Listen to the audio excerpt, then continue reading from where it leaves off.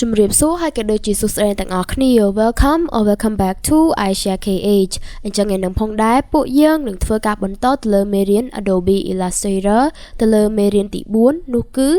Chatime Poster អញ្ចឹងដើម្បីកុំឲ្យខាតពេលយូរពួកយើងចូលទៅមើល source និង size ទាំងអស់គ្នាអូខេ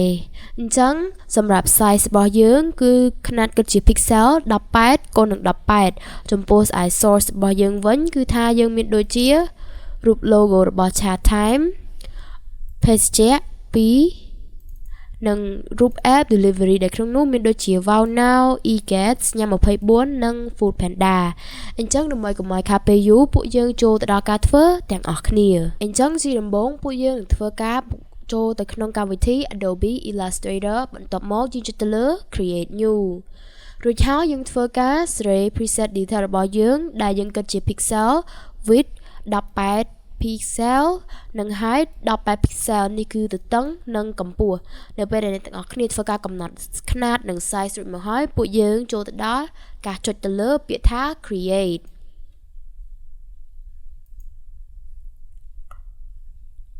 អូខេអញ្ចឹងនៅពេលដែលយើងទទួលបាននៅផ្ទាំង canvas នេះរួចមកហើយយើងអាចធ្វើការចាក់ background ជាមុនសិនប៉ុន្តែសម្រាប់ background ហ្នឹងដើម្បីយើង clone ពណ៌ឬក៏យកពណ៌មួយណាឲ្យចេញមក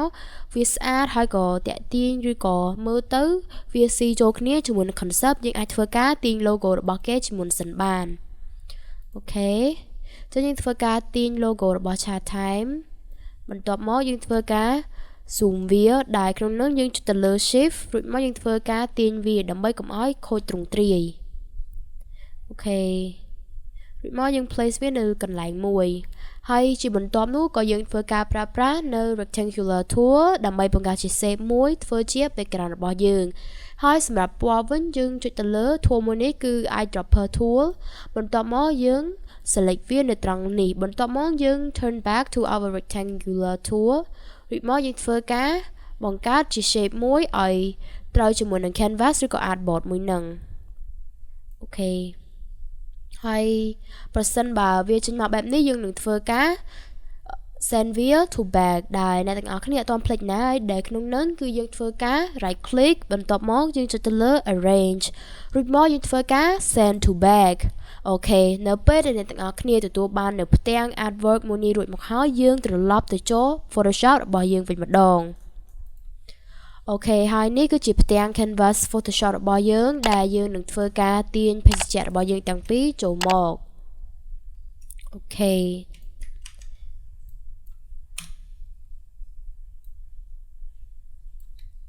បន្ទាប់មកយើងនឹងធ្វើការសេរីវាចឹងយើងអាចធ្វើការបិទភ្នែកនៅ grapefruit juice មួយនេះបានធ្វើឲ្យមានភាពងាយស្រួលនៅក្នុងការយើង design ចឹងយើងអាចសេរីវាមក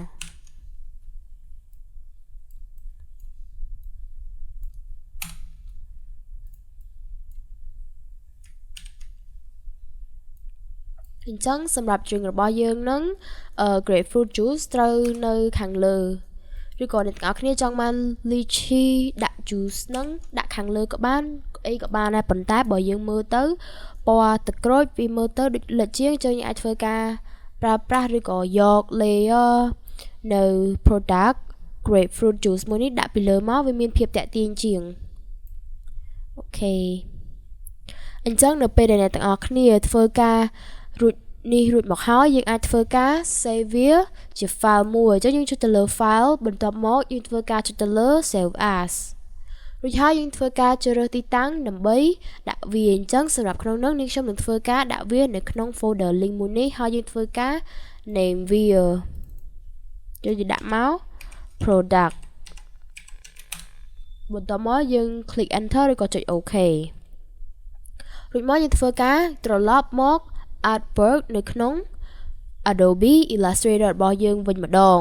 ហើយជាបន្ទាប់នោះយើងធ្វើការទាញនៅរូបភេសជ្ជៈរបស់យើងចូល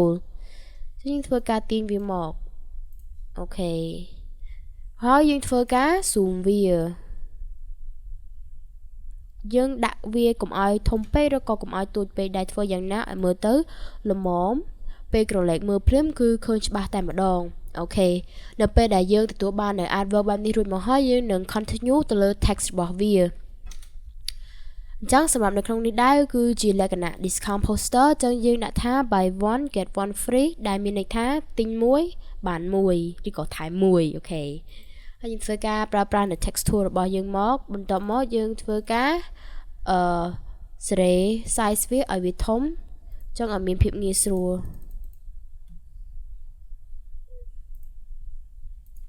ហើយយើងធ្វើការបដូរ font អញ្ចឹងសម្រាប់ font text ខាងលើហ្នឹងនាងខ្ញុំនឹងធ្វើការប្រើប្រាស់នៅ font មួយនេះដែលវាមានឈ្មោះថា Cooper Black អូខេអញ្ចឹងយើងធ្វើការស្វែងរកនៅ font មួយនេះអូខេនេះគឺជា font បន្ទាប់មកយើងធ្វើការ text វាបាយបន្ទាប់មកយើងធ្វើការបដូរពណ៌វាទៅជាពណ៌ស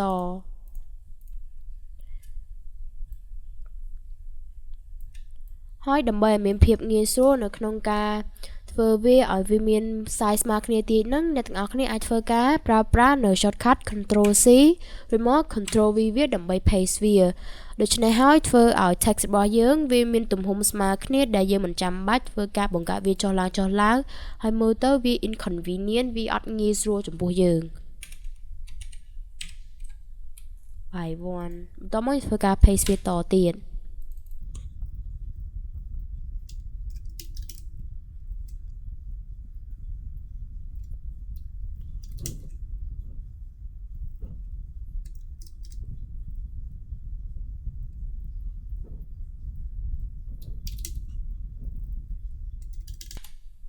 អូខេអញ្ចឹងចំពោះពាក្យ free មួយនេះយើងនឹងធ្វើការប្រើប្រាស់នៅពណ៌នៃភេសជ្ជៈមួយនេះអញ្ចឹងយើងធ្វើការ double click វាដើម្បី select បន្ទាប់មកយើងធ្វើការប្រើប្រាស់នៅ eyedropper tool រួចមកយើងធ្វើការ select ទៅពណ៌មួយនឹងអូខេអញ្ចឹងយើងទទួលបាននៅពណ៌ទឹកក្រូចដ៏ស្រស់ស្អាតមួយនេះ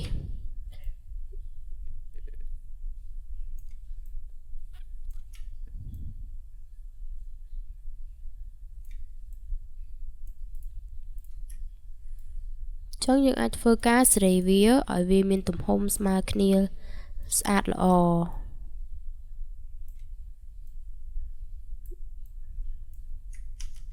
ចឹងយើងអាចធ្វើការ select ពីនេះយើងរួចមកយើងធ្វើការគ្រប់វាជាមុនសិនឲ្យហើយក៏បានដែរចឹងយើងធ្វើការ select វារួចមកហើយយើងប្រើប្រាស់ shortcut Ctrl G អូខេ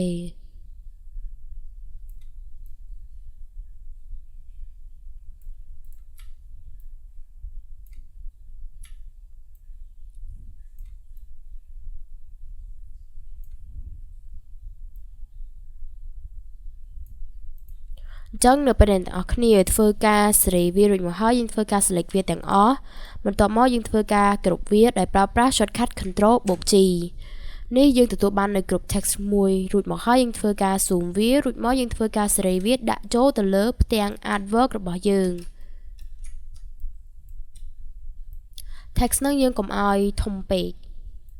រួចមកយើងធ្វើការ align វា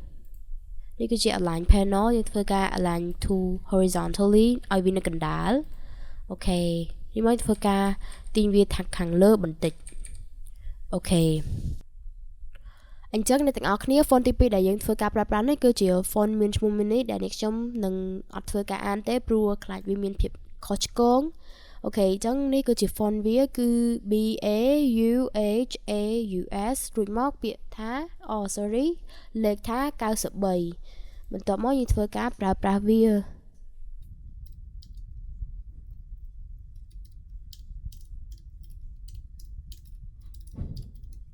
អញ្ចឹងនៅពេលដែលយើងធ្វើការសរសេរ text វារួចមកហើយយើងធ្វើការ select វារួចមកយើងធ្វើការប្រើប្រាស់ eyedropper tool រួចមកយើងធ្វើការ clone នៅពណ៌មួយនេះអញ្ចឹងយើងអាចធ្វើការសេរី font វាទៅវិញអូខេ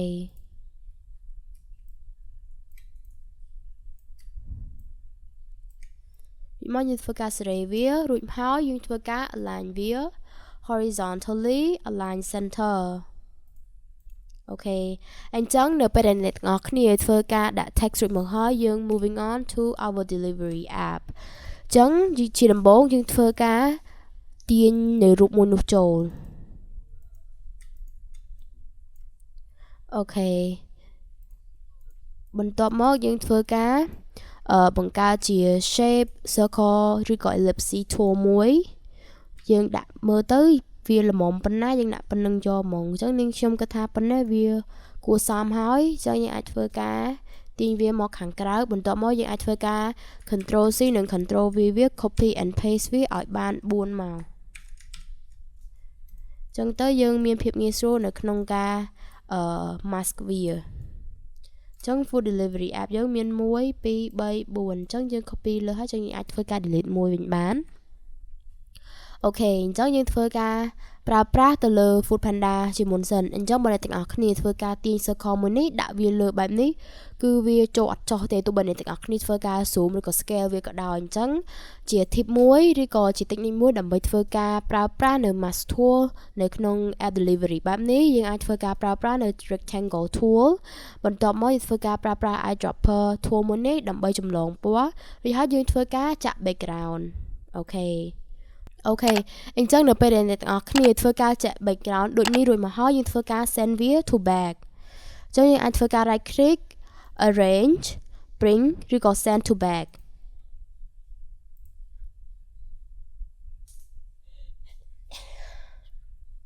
បន្ទាប់មកយើងធ្វើការ select ទៅលើ layer Food Panda មួយនេះរួចហើយយើងធ្វើការ align វាមកកណ្ដាល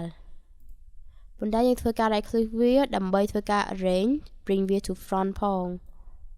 អូខេអញ្ចឹងនៅពេលដែលទាំងអស់គ្នាធ្វើការចាក់ background រួចមកហើយយើងធ្វើការ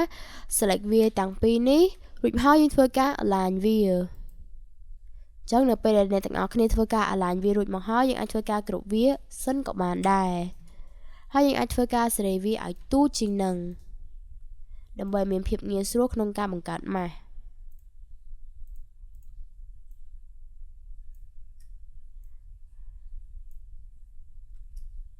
ចឹងសម្រាប់ម៉ាស់យើងនេះគឺថាយើងធ្វើការ select វាទាំងពីរបន្ទាប់មកយើងធ្វើការ align វានៅពេលដែលអ្នកទាំងអស់គ្នាធ្វើការ align វារួចមកហើយយើងអាចធ្វើការប្រើប្រាស់ម៉ាស់ដែលយើងអាចប្រើ shortcut control 7អូខេនេះគឺជាម៉ាស់របស់យើងដែលយើងធ្វើរួចមកហើយអញ្ចឹងយើងធ្វើការប្រើប្រាស់នៅ method មួយនេះតទៅគ្រប់ delivery app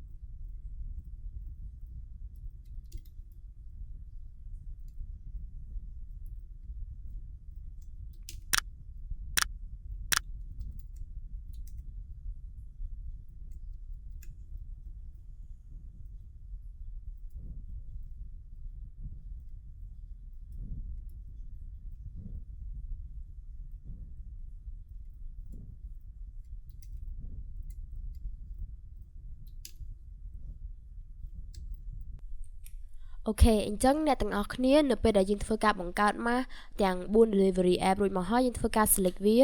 ទាំងអស់ដើម្បីធ្វើការគ្រប់វាអូខេអញ្ចឹងយើងធ្វើការប្រើប្រាស់ shortcut control box G បន្ទាប់មកយើងធ្វើការ place វានៅក្រោមនៅ text jelly and juicy មួយនេះអូខេអញ្ចឹងយើងអាចធ្វើការប្រើប្រាស់នៅ align tool ដើម្បីតម្រង់វាអញ្ចឹងយើងអាចធ្វើការទាញវាចូលមកក្រោមបន្តិចឬក៏យើងដាក់កណ្ដាលនេះក៏បានដែរអូខេអញ្ចឹងនៅពេលដែលអ្នកទាំងអស់គ្នាធ្វើការ working on artwork មួយនេះរួចមកហើយយើងអាចធ្វើការ export វាបានអញ្ចឹងយើងចុចទៅលើ file បន្ទាប់មកយើងធ្វើការចុចទៅលើ export រួចមកយើងចុចទៅលើ export as អូខេអញ្ចឹងជាធម្មតាដូចនៅក្នុងវីដេអូមុនអញ្ចឹងបើសិនបើយើងចង់ធ្វើការexport វាយើងមិនធ្វើការប្រើប្រាស់ជា clipping mask សិន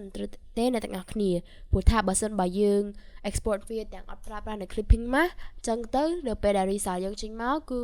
វាទាំងផ្ទាំងយើងទាំងអស់នឹងហ្មងវាមិនមែនតែកន្លែងដែលយើងធ្វើទេអញ្ចឹងដើម្បីយើង export វាដោយមិនចាំបាច់ប្រើ clipping mask យើងគ្រាន់តែចុចទៅលើកន្លែងនេះដែល use artboard អញ្ចឹងទៅវា export ទៅកន្លែងដែលយើងចង់បានទេហើយយើងធ្វើការ rename នៅ work poster របស់យើង